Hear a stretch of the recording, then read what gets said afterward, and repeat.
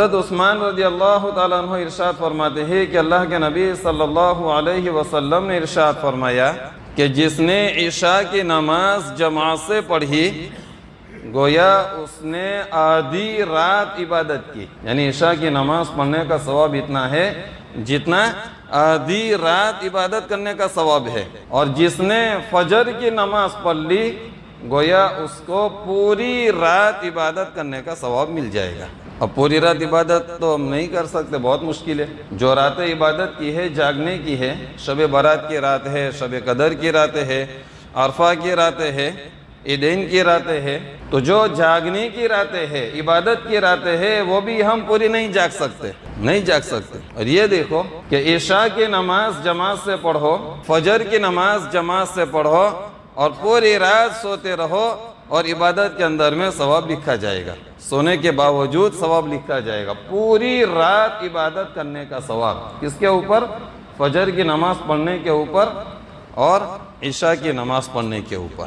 کتنی بڑی فضیلت ہے۔ ایک اور حدیث کے اندر میں آتا ہے، میرے اور آپ کے آقا سبز گنبد کے مکی حضرت صلی اللہ علیہ وسلم نے ارشاد فرمایا کہ جو شخص فجر کی نماز پڑھ لیتا ہے، جماعت کے ساتھ پڑھتا ہے، وہ اللہ تبارک و تعالیٰ کی ذمہ داری کے اندر میں آ جاتا ہے۔ اللہ تعالیٰ کی ذمہ داری کے اندر میں آنے کا کیا مطلب ہے؟ وہ اللہ کی حفاظت کے اندر میں آ جاتا ہے، پھر اس کے کاموں کے اندر میں اللہ تبارک و تعالیٰ کی مدد ہوتی ہے، اور جن کاموں کے اندر میں اللہ تبارک و تعالیٰ کی مدد ہوتی ہے وہ کام اس کے لیے آسان ہو جاتے ہیں، پریشانیوں سے اس کی حفاظت ہو جاتی ہے، مصیبتوں سے اس کی حفاظت ہو جاتی ہے، اور مشکل سے مشکل ترین کام بھی اس کے لیے آسان ہو جاتا ہے۔ اور جو شخص فجر کی نماز کو نہیں پڑھتا تو وہ اللہ تبارک و تعالیٰ کی ذمہ داری سے خارج ہو جاتا ہے، نکل جاتا ہے، پھر اس کے کاموں کے اندر میں اللہ کی مدد نہیں رہتی، پھر اس کے چھوٹے چھوٹے کام بھی بہت مشکل نظر آتے ہیں۔ تو فجر کی نماز پڑھنے کی یہ فضیلت ہے کہ انسان اللہ کی حفاظت میں آ جاتا ہے، اس کے کام آسان ہو جاتے ہیں، اس کی مصیبتیں آسان ہو جاتی ہے، اس کی پریشانیاں آسان ہو جاتی ہے۔ ایک اور حدیث کے اندر میں آتا ہے جس کا خلاصہ یہ ہے کہ فجر کی نماز کا وقت اور عصر کی نماز کا وقت، یہ وقت ایسا ہے کہ ان وقتوں کے اندر میں فرشتے جمع ہوتے ہیں۔ ہمارے ساتھ بہت سارے فرشتے رہتے ہیں، ہمارے دائیں، ہمارے بائیں، ہمارے آگے، ہمارے پیچھے، اور یہ سارے فرشتے ہماری حفاظت کرتے ہیں۔ اللہ تعالیٰ نے ہماری حفاظت کے لیے ان فرشتوں کو رکھا ہے، اور دو فرشتے ہمارے ساتھ رہتے ہر وقت، کرامن کاتبین جس کو ہم کہتے ہیں، جو ہمارے اعمال لکھتے ہیں۔ یہ فرشتے صبح فجر کے وقت آتے ہیں، اور دو فرشتے شام کو عصر کے وقت آتے ہیں۔ دو فرشتے کب آتے ہیں؟ فجر کے وقت۔ تو جو فجر کے وقت آئے دین کے فرشتے وہ عصر تک رہتے ہیں، عصر کے وقت چلے جاتے ہیں۔ رات والے فرشتے عصر کے وقت آتے ہیں اور فجر کے وقت چلے جاتے ہیں۔ جب یہ اللہ تبارک و تعالیٰ کے پاس جاتے ہیں، اللہ تعالیٰ علم رکھنے کے باوجود پوچھتے ہیں کہ میرے فرشتوں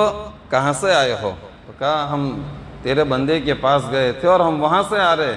تو اللہ تعالیٰ پوچھتے ہیں کہ میرے فرشتوں، میرے بندے کو تم نے کس حالت کے اندر میں پایا؟ تو فرشتے کہتے ہیں کہ یا اللہ، جب ہم گئے تھے یعنی صبح کے وقت، فجر کے وقت، وہ تیرے ذکر کے اندر میں مشغول تھا، وہ تیری عبادت کے اندر میں مشغول تھا، وہ نماز کے اندر میں مشغول تھا، اور جب ہم آئے اسے چھوڑ کر کے اس وقت بھی وہ تیری عبادت کے اندر میں مشغول تھا اور تیرے ذکر کے اندر میں مشغول تھا۔ فجر کی نماز کا وقت اور عصر کی نماز کا وقت، یہ دو اوقات ایسے ہیں کہ ان وقتوں کے اندر میں فرشتے جمع ہوتے ہیں، اور جن وقتوں کے اندر میں فرشتے جمع ہوتے ہیں وہ وقت برکت والا ہوتا ہے۔ وہ وقت اس لیے فجر کی نماز کے بعد کا وقت اور عصر کی نماز کے بعد کا جو وقت ہے یہ فضیلت والا وقت ہے،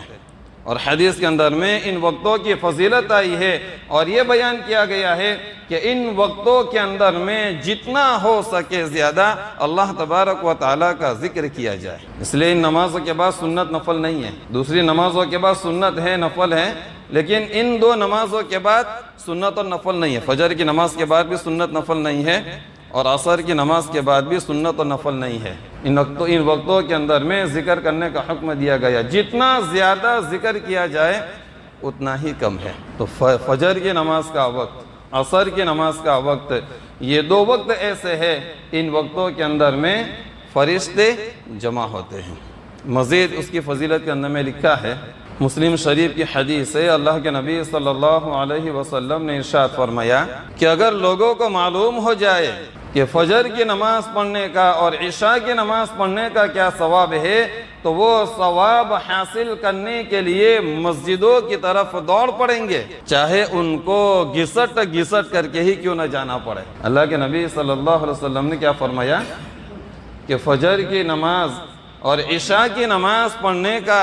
جو ثواب ہے، اگر یہ ثواب لوگوں کو معلوم ہو جائے تو اس ثواب کو حاصل کرنے کے لیے مسجدوں کی طرف دوڑ پڑیں گے، اگرچہ ان کو گھسٹ گھسٹ کر کے ہی کیوں نہ جانا پڑے۔ صحابہ جو تھے نا، صحابہ ان کو آخرت کی ہر وقت فکر رہتی تھی، تو صحابہ چاہے معذور ہو چاہے نابینا ہو لیکن مسجد میں پہنچتے تھے اور نماز ادا کرتے تھے، چاہے فجر کی نماز ہو چاہے عشاء کی نماز ہو چاہے عصر کی نماز ہو، کوئی بھی ہو۔ نابینا تو وہ بھی مسجد کے اندر میں پہنچتا تھا، اگر کوئی آدمی گھسٹ کر کے جا سکتا تھا تو وہ بھی لنگڑا لنگڑا چل کر کے مسجد تک پہنچتا تھا، اور اگر کوئی صحابی کسی دوسرے صحابی کے سہارے سے مسجد تک پہنچ سکتا تھا تو وہ سہارا لے کر کے بھی مسجد تک پہنچتا تھا۔